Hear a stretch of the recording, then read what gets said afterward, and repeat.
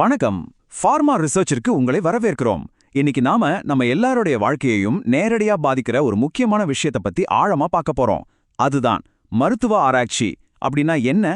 அது ஏன் நம்ம ஆரோக்கியத்துக்கும் பாதுகாப்புக்கும் ஒரு முக்கியமான அடித்தளமா இருக்கு? வாங்க உள்ள போய் பார்க்கலாம். ஒரே ஒரு நிமிஷம் யோசிச்சு பாருங்க. உங்க வீட்டு மெடிசின் பாக்ஸ்ல இருக்கிற அந்த மாத்திரைகள், இல்ல நம்ம போட்டுக்கிற தடுப்பூசிகள், அதெல்லாம் உண்மையிலே வேலை செய்யும் நமக்கு எப்படி தெரியும்? அதைவிட முக்கியமா, அதனால நமக்கு எந்த பாதிப்பும் வராதுன்னு எப்படி நம்புறது? இந்த கேள்விகள்ல இருந்துதான் மருத்துவ ஆராய்ச்சிங்கிற ஒரு பெரிய துறையே தொடங்குது. இந்த கேள்விகளுக்கான பதிலை கண்டுபிடிக்க நாம மருத்துவ ஆராய்ச்சியோட உலகத்துக்குள்ள ஒரு பயணம் போக போறோம். ஒரு லேப்ல சின்ன ஐடியாவா ஆரம்பிக்கிற ஒரு விஷயம் எப்படி நம்ம உயிரை காப்பாத்துற ஒரு நம்பகமான மருந்தா மாறுது, அந்த முழு கதையும் தான் நாம இப்ப பார்க்க போறோம். இந்த பயணத்துல ஃபார்மா ரிசர்ச் மாதிரி நிறுவனங்களோட பங்கு ரொம்பவே முக்கியமானது. சரி, நாம எதை பத்தி எல்லாம் பேச போறோம்னு ஒரு சின்னதா பாத்துரலாம். ஒரு லேப்ல ஒரு ஐடியா உருவாகிறதுல இருந்து ரொம்ப கடுமையான சோதனைகளுக்கு பிறகு அது உங்க கைக்கு வர்ற வரைக்கும் எல்லா ஸ்டெப்ஸையும் நாம பார்க்க போறோம். இதுல ஒவ்வொரு பகுதியும் இந்த கதையோட ஒரு முக்கியமான அத்தியாயம். சரி, நேரடியா விஷயத்துக்கு வருவோம். மருத்துவ ஆராய்ச்சி அப்படின்னா என்ன? இதை ஒரு பாலமா கற்பனை பண்ணி பாருங்களேன். ஒரு சாதாரண பாலம் இல்ல, ரொம்ப ரொம்ப முக்கியமான ஒரு பாலம். ஒரு பக்கம் லேப்ல நடக்கிற அறிவியல் கண்டுபிடிப்பு, இன்னொரு பக்கம் ஆஸ்பத்திரியில நமக்கு கிடைக்கிற ட்ரீட்மெண்ட். இது ரெண்டையும் இணைக்கிற பாலம் தான் இது. இந்த பாலம் மட்டும் இல்லைன்னா எப்பேற்பட்ட சூப்பர் ஐடியாவா இருந்தாலும் அது லேப்லயே முடங்கிடும். இதுதான் அதுக்கான அதிகாரப்பூர்வ டெஃபினிஷன். ஆனா இதுல ஒரு வார்த்தை இருக்கு பாருங்க, முறையானன்னு. அதுதான் ரொம்ப முக்கியம். இது ஏதோ ஒன்று செஞ்சு பார்த்துட்டு அது வேலை செய்தான்னு கெஸ் பண்ற விளையாடு கிடையாது. இல்லவே இல்லை. இது பக்காவா பிளான் பண்ணி ஸ்டெப் பை ஸ்டெப்பா செய்யற ஒரு ப்ராசஸ். இதோட ஒரே நோக்கம் புது சிகிச்சைகள் பத்தின உறுதியான மறுக்க முடியாத ஆதாரங்களை சேகரிக்கிறது மட்டும்தான். இந்த ஆராய்ச்சியை நாம ரெண்டு பெரிய வகையா பிரிக்கலாம். ஒன்னு கவனிப்பு ஆய்வுகள். இதுல ரிசர்ச்சர்ஸ் ஒரு டிடெக்டிவ் மாதிரி. அவங்க எதுலயும் தலையிட மாட்டாங்க. ஒரு குரூப் ஆஃப் மக்களை சும்மா கவனிச்சு டேட்டா கலெக்ட் பண்ணி நோய்களோட தன்மையை புரிஞ்சுப்பாங்க. ஆனா இன்னொன்னு இருக்கு, தலையீட்டு ஆய்வுகள். இங்கதான் அசல் ஆட்டமே ஆரம்பிக்குது. இதுக்கு பேர் தான் நம்ம சொல்ற கிளினிக்கல் ட்ரையல்ஸ். இங்கதான் ஒரு புது மருந்து கொடுத்து அது சேஃபா இருக்கா, வேலை செய்தான்னு தீவிரமா செக் பண்ணுவாங்க. சரி, மருத்துவ ஆராய்ச்சினா என்ன, அது எப்படி நடக்குதுன்னு பார்த்தோம். ஆனா ஏன் இவ்ளோ கஷ்டப்படணும்? இதை புரிஞ்சுக்க மாடர்ன் மெடிசனை ஒரு பெரிய பில்டிங் மாதிரி நினைச்சுக்கோங்க.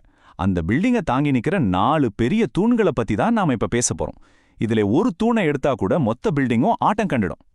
முதல் தூண், இதுதான் எல்லாத்துக்கும் பேஸ்மெண்ட்.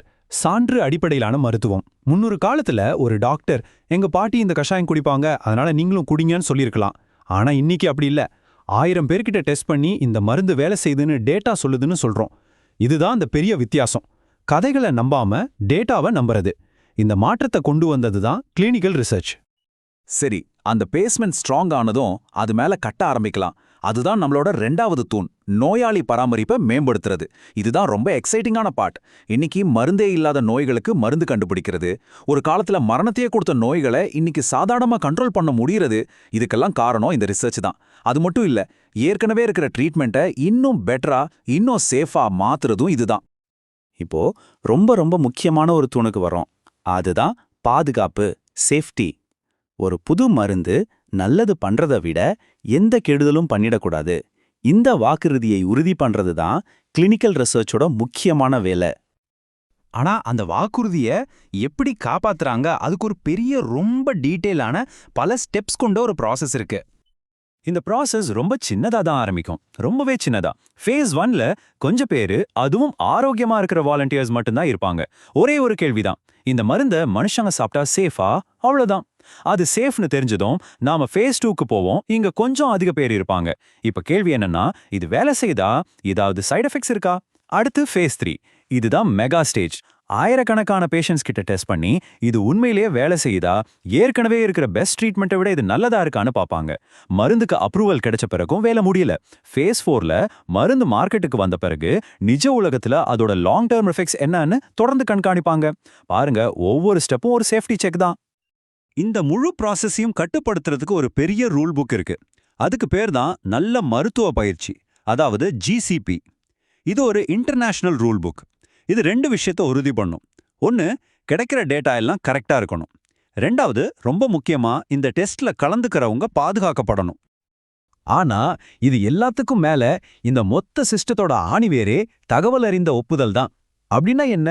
ஒரு டெஸ்ட்ல கலந்துக்கிற முன்னாடி அதனால என்னென்ன நல்லது நடக்கலாம், என்னென்ன ரிஸ்க் இருக்குன்னு எல்லாத்தையும் முழுசா புரிஞ்சுக்கிட்டு அதுக்கப்புறம் தான் அவங்க தானா முன் வந்து ஓகே சொல்லணும். யாரையும் கட்டாயப்படுத்த முடியாது. பேஷண்டோட பாதுகாப்பு தான் எப்பவுமே எல்லாத்துக்கும் மேல. சரி, ரீசர்ச் எப்படி புது மருந்துகளை உருவாக்குது, அதை சேஃபா வச்சுக்குதுன்னு பார்த்துட்டோம். ஆனா கதை இதோட முடியல. நம்மளோட கடைசி தூண். ஒரு கல்ல தண்ணில போட்டா இப்படி அலைகள் உருவாகுமோ, அது மாதிரி இந்த ரீசர்ச் முடிவுகள் எப்படி லேபை தாண்டி ஒரு பெரிய தாக்கத்தை ஏற்படுத்துதுங்கிறத பத்தி தான். அமெரிக்காவோட FDA மாதிரி பெரிய பெரிய அமைப்புகள் எல்லாம் ஒரு புது மருந்த மார்க்கெட்டுக்கு கொண்டு வரலாமா வேண்டாமான்னு முடிவு பண்றதுக்கு இந்த ரிசர்ச் டேட்டாவை தான் நம்பியிருக்காங்க. இதுதான் அவங்க முடிவுகளுக்கு பேக்போன். அதே மாதிரி அரசாங்கங்கள் கூட எந்த ட்ரீட்மெண்ட்டுக்கு பண செலவு பண்ணலாம், எதுக்கு முக்கியத்துவம் கொடுக்கலான்னு முடிவு பண்ண இந்த டேட்டா தான் உதவுது. இதனால ஹெல்த் கேர் செலவுகள் சரியா பயன்படுத்தப்படுது.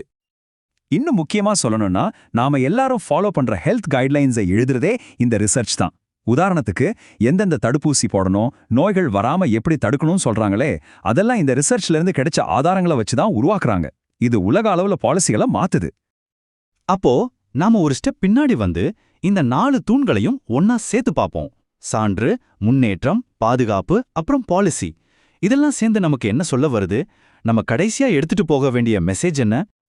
கிளினிக்கல் ரிசர்ச்ங்கிறது வெறும் ஒரு ப்ராசஸ் மட்டும் இல்ல, அது மெடிக்கல் முன்னேற்றத்தோட என்ஜின்.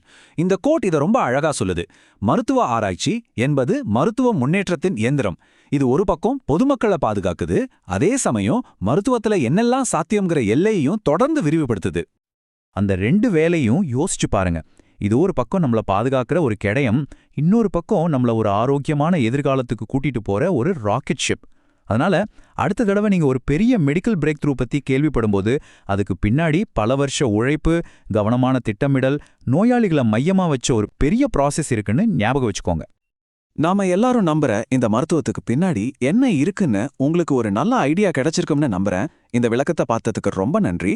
ஃபார்மா ரிசர்ச் மூலமா தொடர்ந்து கத்துக்கோங்க. அடுத்த முறை சந்திக்கிற வரைக்கும் தொடர்ந்து கேள்விகளை கேளுங்க, புதுசா தெரிஞ்சுக்க முயற்சி பண்ணுங்க.